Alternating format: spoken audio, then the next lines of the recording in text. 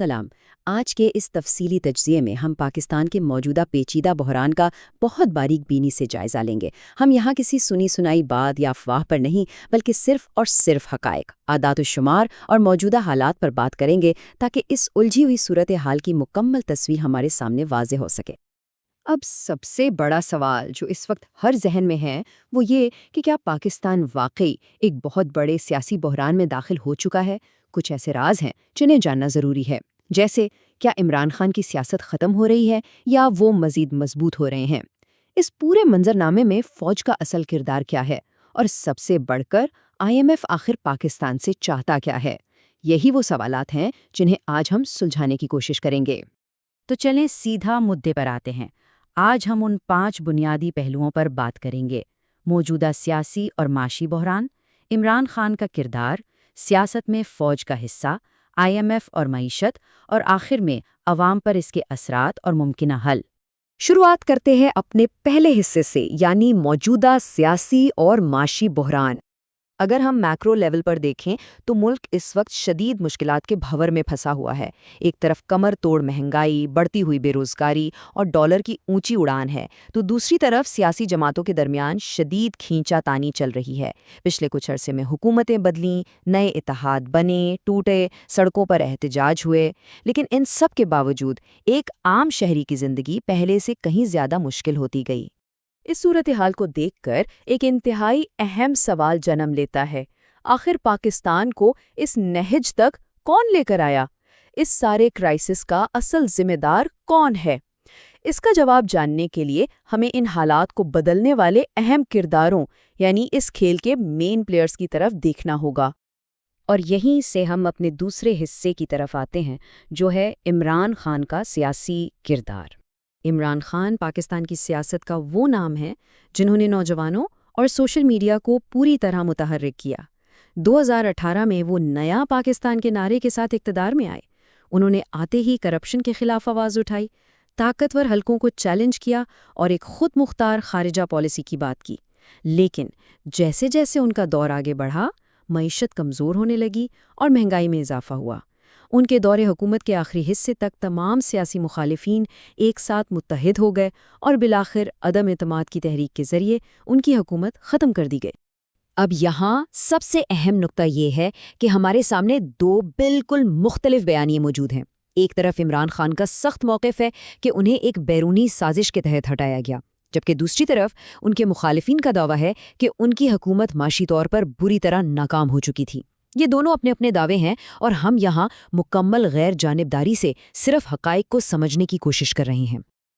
اب بڑھتے ہیں تیسرے حصے کی جانب، یعنی سیاست میں فوج کا کردار۔ پاکستان کی سیاست میں فوج کی تاریخی اہمیت سے کوئی بھی انکار نہیں کر سکتا۔ موجودہ حالات میں عوام اور سوشل میڈیا پر جو بحث سب سے زیادہ گرم ہے وہ یہ کہ کیا فوج واقعی سیاست سے دور ہے یا اب بھی اہم فیصلوں پر اثر انداز ہو رہی ہے؟ پاکستان کی تاریخ میں کئی بار فوجی حکومتیں آئی ہیں اور آج بھی پس پردہ اثر و رسوخ کے حوالے سے روزانہ نئے تبصرے دیکھنے کو ملتے ہیں۔ اس حوالے سے معاشرے میں 2 واضح اور مختلف آراء پائی جاتی ہیں۔ کچھ لوگوں کا ماننا ہے کہ قومی استحکام اور ملکی بقا کے لیے فوج کا کردار انتہائی ضروری ہے، جبکہ دوسرا طبقہ یہ سمجھتا ہے کہ جمہوریت صرف اسی وقت مضبوط ہو سکتی ہے جب تمام ادارے اپنی اپنی آئینی حدود کے اندر رہ کر کام کریں۔ ہم ان دونوں زاویوں کو آپ کے سامنے رکھ رہے ہیں۔ چلیں اب چوتھے حصے کی بات کرتے ہیں، جو انتہائی دلچسپ اور اہم ہے: IMF اور ہماری معیشت۔ سیاست اور اداروں کے بعد انٹرنیشنل مانیٹری فنڈ یعنی IMF وہ فیکٹر ہے جو پاکستان کی معیشت میں سب سے بڑا کردار ادا کر رہا ہے۔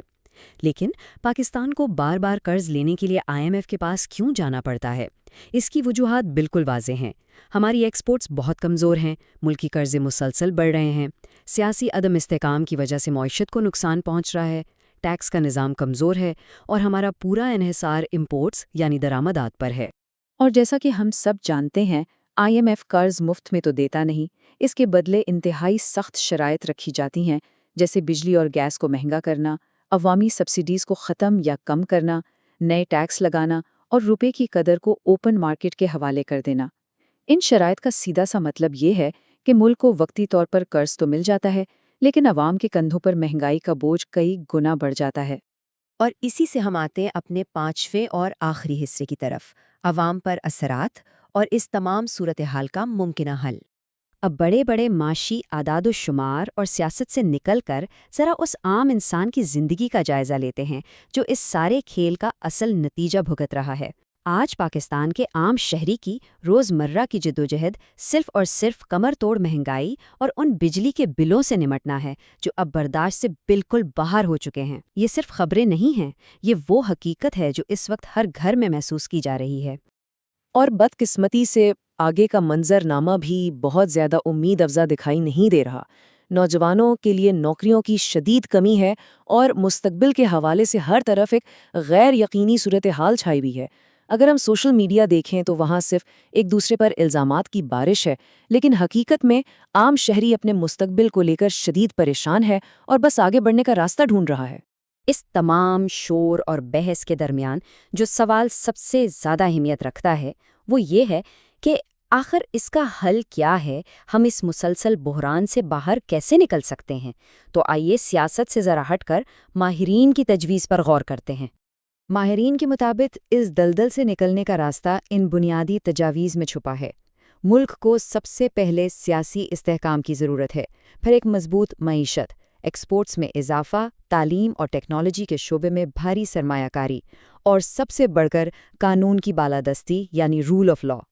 حقیقت یہ ہے کہ ترقی تبھی ممکن ہے جب سیاسی جماعتیں، ریاستی ادارے اور عوام سب مل کر ایک پیج پر آئیں۔ اس تفصیلی تجزیے کے اختتام پر ہم کچھ اہم سوالات چھوڑ کر جا رہے ہیں۔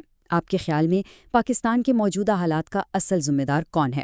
کیا عمران خان واقعی دوبارہ اقتدار میں آ سکتے ہیں؟ اور سب سے بڑا سوال، کیا پاکستان کبھی IMF کے ان قرضوں کے بوجھ سے مکمل آزاد ہو سکے گا؟ یہ وہ سوالات ہیں جن پر ہمیں سنجیدگی سے سوچنا ہوگا۔ اپنی رائے ضرور دیں۔